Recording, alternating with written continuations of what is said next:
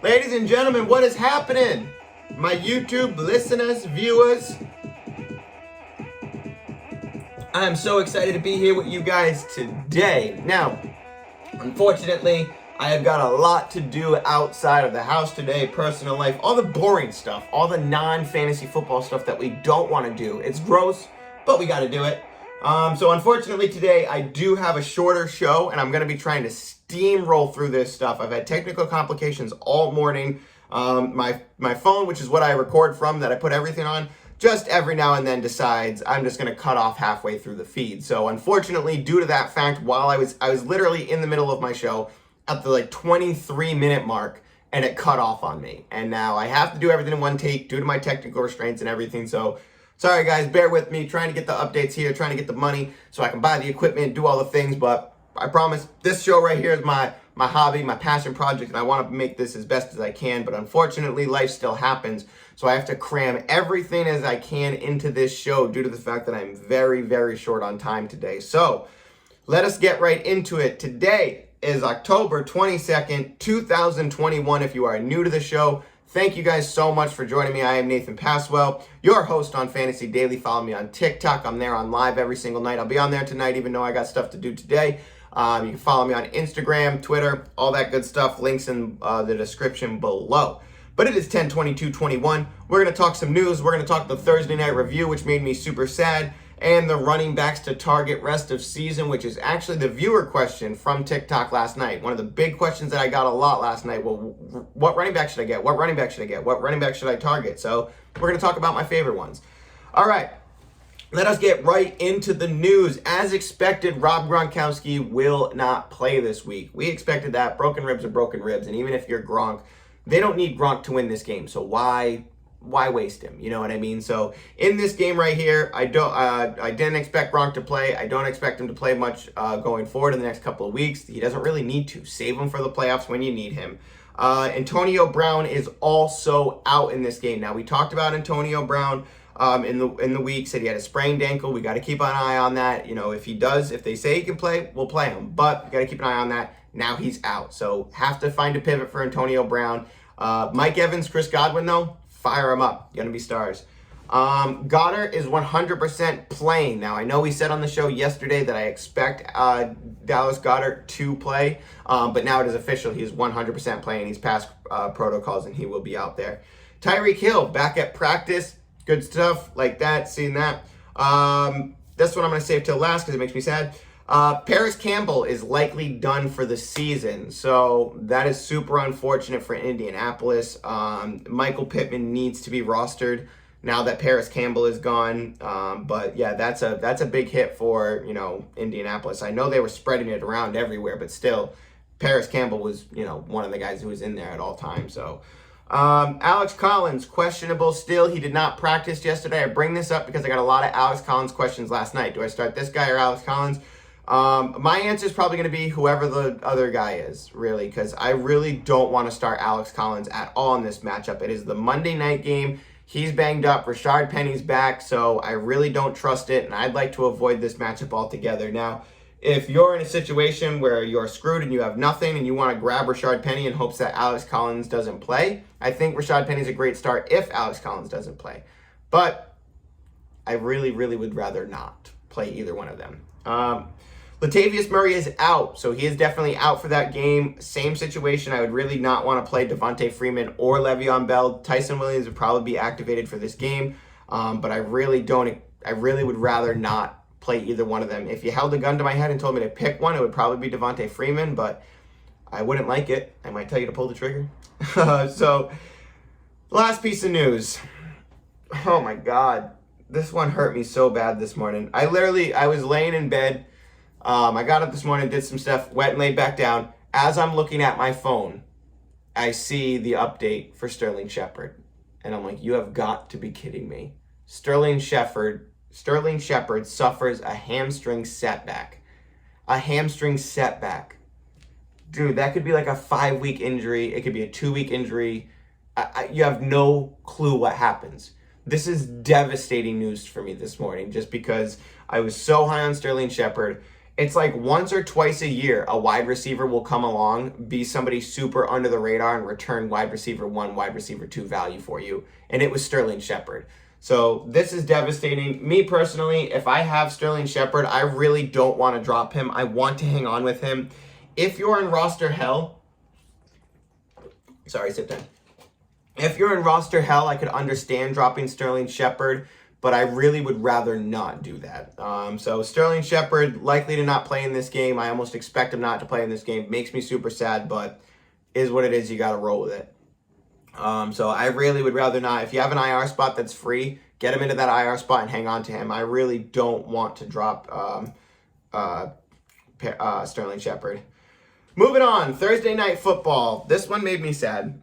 Now, I was high on Denver, but if you follow me on Twitter, you saw me tweet it last night. My number one takeaway from this game is that Teddy Bridgewater should not have been out there. You saw it as early as the second quarter where he got sacked or he got taken down after a pass that he threw away.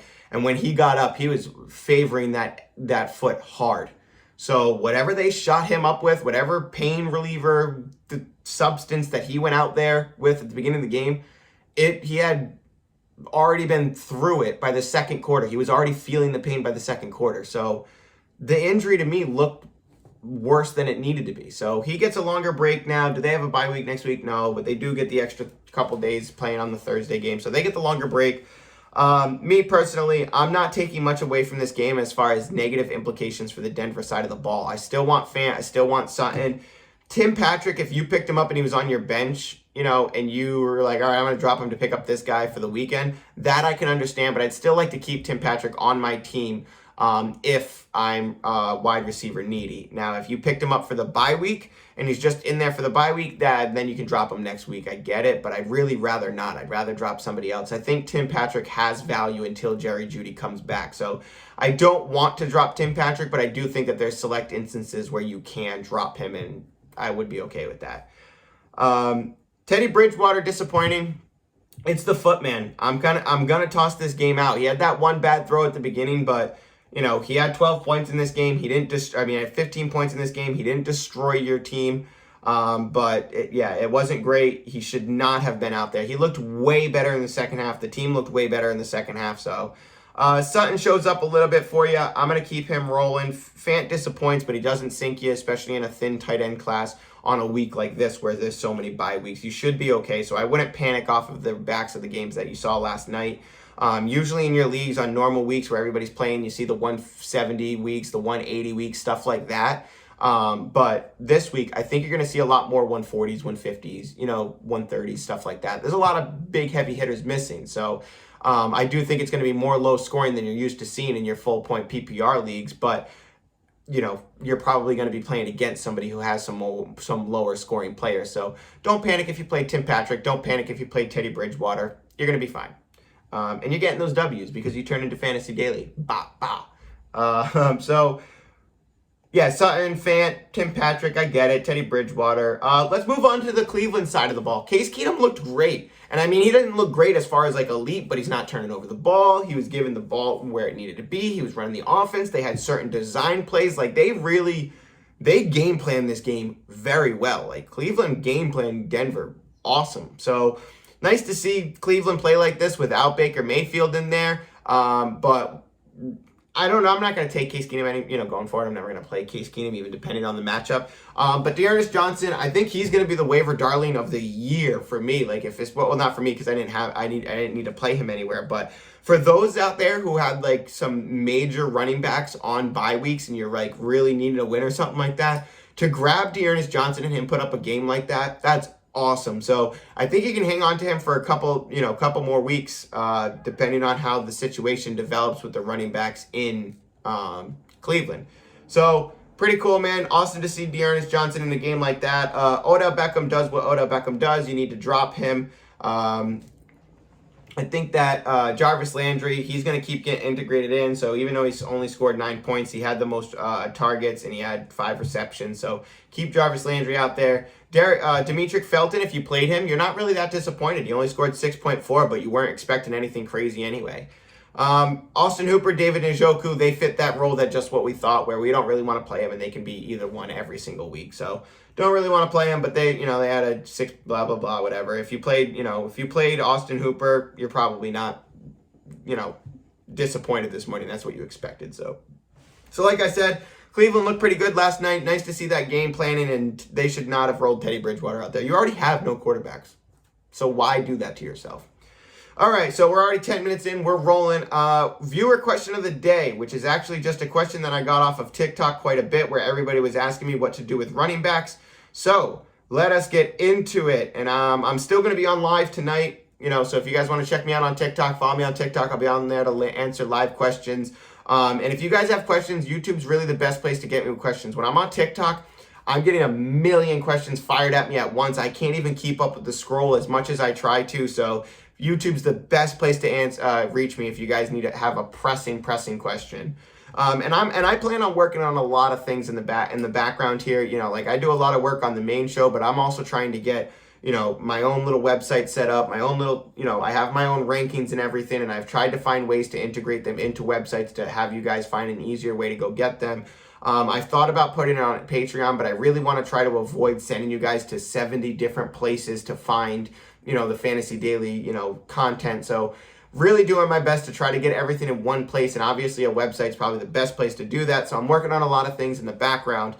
This is the best place to really get the word out every single week, get the W's while we need it. But I promise there's a lot of stuff working in the background. I'm trying to get rankings, start sits, tools set up for you guys, all kinds of other stuff. I have a spreadsheet that I've already made up where you can go in, you can plug in your league scoring format, and it will spit out my rankings according to your format. So I really want to try to integrate a lot of those tools and stuff like that and have them all in one spot on a website, including all the web shows, all the TikToks, whatever it may be, all those links. So I do have rankings. People have asked me for stuff like that, but it's just so difficult. I don't want to send you guys a link to my Google spreadsheet or a Microsoft Drive, a Google Drive, Excel doc. I'm not going to send over stuff like that. I want to have it a format, nice, pretty, and all stuff like that for you. So I'm working on that in the background. Please stay tuned for that. I promise I'm putting a lot into this. But without further ado, stop rambling, Nathan. Let's get on into it. I need some running backs. I don't want to hear you talk about your show. I want my running backs. Everybody, let's get right into it. Some running backs to target. I really like James Robinson. That was a weird segue. I really like James Robinson. I think that right now he's at a low value that you can trade for, and he can return you running back one value in some weeks. So me personally, I do like James Robinson a lot going forward for the rest of the season, and I do think that his value and his trade price is going to go up soon. So I think right now is a good time to go and get James Robinson. Number 2 is a guy that I don't think that we talk about enough, and I think he's super underrated, and that's Josh Jacobs. Last 3 weeks, he's had good outings coming back. He's clearly not getting 100% of the workload yet. Last week, I was joking with my brother and my friend while I was playing PlayStation, and I was like, hey, I know I'm going to lose this week against my opponent, but I'm going to bench CeeDee Lamb in favor of Josh Jacobs because I think the Raiders running back can score 3 touchdowns this week. Like, who has the most potential to score multiple touchdowns? Josh Jacobs or CeeDee Lamb? And I was like, oh, it's Josh Jacobs. So I'm going to play Josh Jacobs for the upside that he goes off for 40 points and gives me a chance to win. I was already losing that week. I lost by like 50. It was not happening. So I got blown out. The people I was playing against were ridiculous. I played against, you know how it goes. So in that game, I benched CeeDee Lamb for Josh Jacobs. And CeeDee Lamb gets the 2 touchdowns. He goes off for 30 points. It's 36 points. With Josh Jacobs in my lineup going off for like 15. But Peyton Barber steals 2 touchdowns from him. So the 3 touchdowns for the Raiders were there. They just went to the player that I didn't have, and I only got the 1 Josh Jacobs touchdown. So those touchdowns that Peyton Barber got later on in the year, those are Josh Jacobs touchdowns. And I don't think that John Gruden leaving changes that. I think Josh Jacobs is the back there. And there's a reason you don't see Peyton Barber get it. I had a couple people online on TikTok who are dragging me, were like, oh, well, we've been waiting 3 years for Josh Jacobs. You've been waiting? Then you weren't watching last year if you've been waiting, because Josh Jacobs was rosterable and playable basically every single week last year when he was active. So I really think that there's a stigma against Josh Jacobs that you can cash in on, where I want somebody with that upside on my team. There's not many running backs out there who have that touchdown upside besides the Aaron Jones, the Derrick Henry, the Alvin Kamara. And look at those names compared to Josh Jacobs and look at the price you would have to pay to go get those guys. So I think Josh Jacobs is a great trade target. You don't have to pay much for him, and he could return that value for him because he's not at 100%, and he's still putting up 15, 16 points, super consistent for you. Another name just like that, David Montgomery. David Montgomery, he's injured. A lot of people are looking at him, getting down on him, but Chicago wants him back. I mean, they're liking Khalil Herbert, but David Montgomery's a beast. I know Tariq Cohen's coming back, but I think that David Montgomery offers that upside with both of those guys back. So you could trade low for him, and you could even use that angle of like, hey, Tariq Cohen and Khalil Herbert are going to be involved, so I'm not paying full price for him. You know what I mean? You could use that angle, go get him, and then if he does return that value, which I expect he could, you got a running back 2 on your hand. The next name that I want to talk about is Leonard Fournette. I think that Leonard Fournette, while he had a really, really big game, people might be wanting to cash in on that. I do think that he offers season-long value, and Tom Brady clearly likes him as the running back. And on that team, we know that if Tom Brady says it, it's what we're going to do. So with that, I would like to put Leonard Fournette on my team. If somebody's willing to offload him, thinks that he had that one big game and he's not going to do it again, I'm willing to pay the price for him. I'll take him. And when I say pay the price, I mean don't give a wide receiver 1 or running back 1 from Leonard Fournette. Still try to trade low. That's why these are my running back trades target, because you don't have to spend a ton of money on them or a ton of capital on them to get them. My next name is a little bit more expensive, and that's Darrell Henderson. But I do think Darrell Henderson can return some Aaron Jones value later on in the year.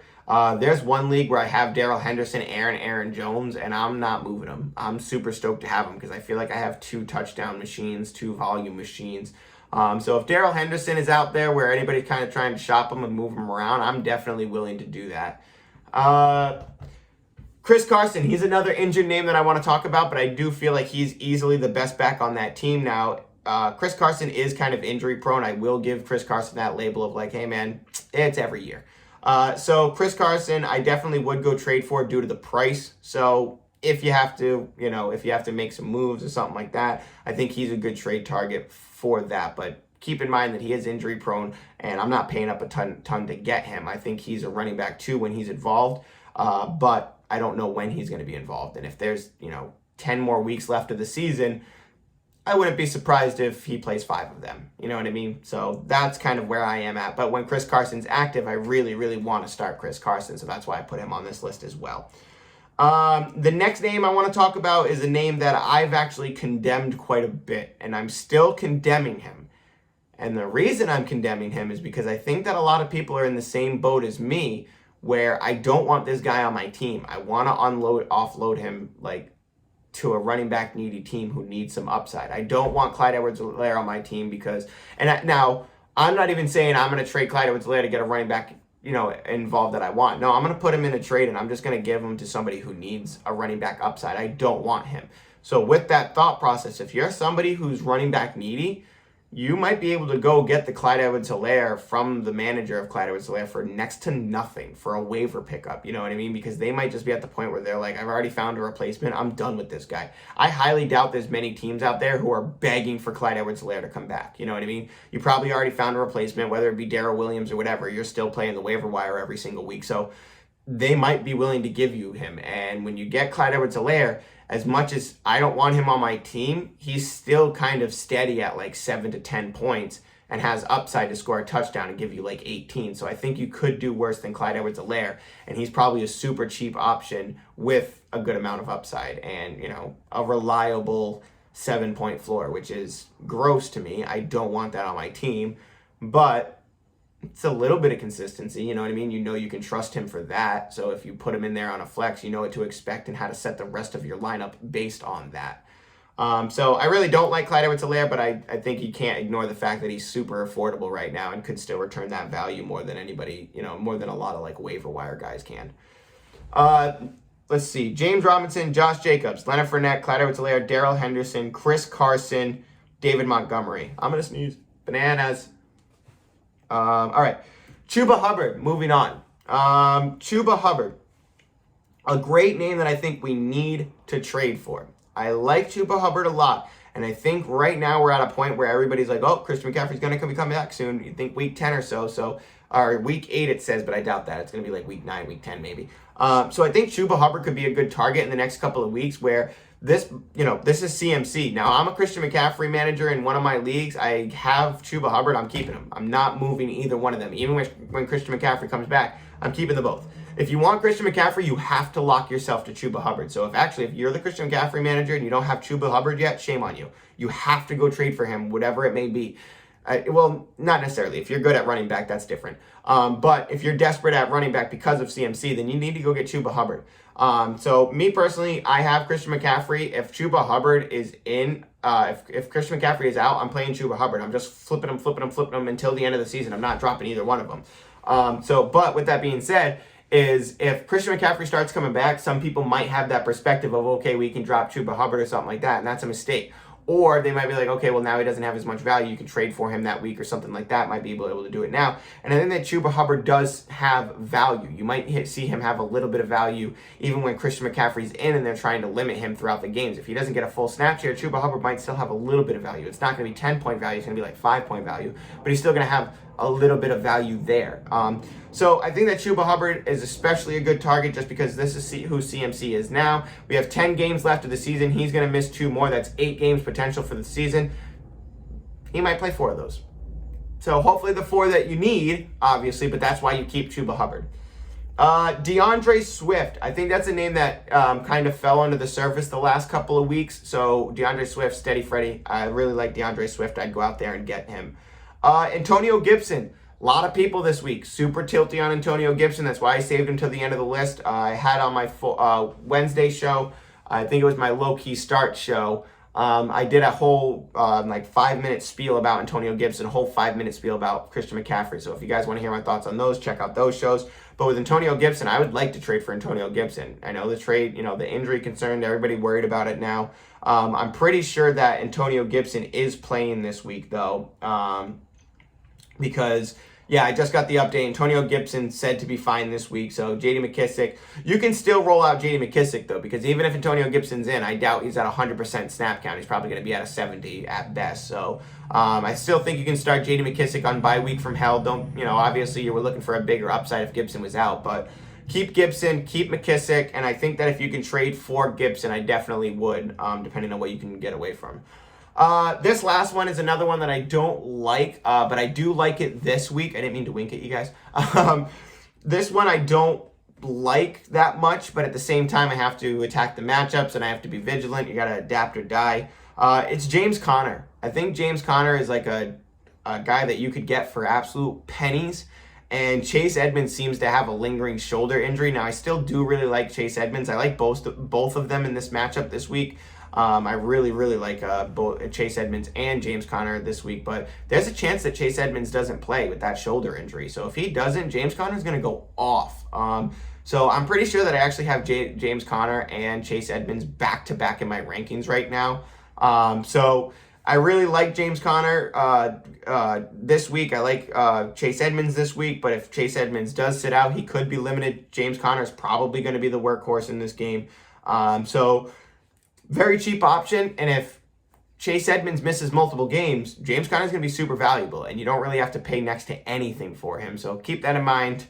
But everybody, I have got to go. I got to go out there and make some money so I can keep trying to do this thing independently at home with all y'all. Everybody, thank you so much for tuning in to Fantasy Daily. Hopefully my Tim Patrick take didn't sink me too much. I love y'all so much. Please, if you can, hit that subscribe button for me if you haven't done so already. I don't like to beg for subs, but I'm trying to get to 50 subscribers so I can start live streaming on YouTube as well as TikTok. Make all the upgrades to the show as we can. Everybody, thank you so much for tuning in. As always, check me out on TikTok tonight. I love y'all. Be easy.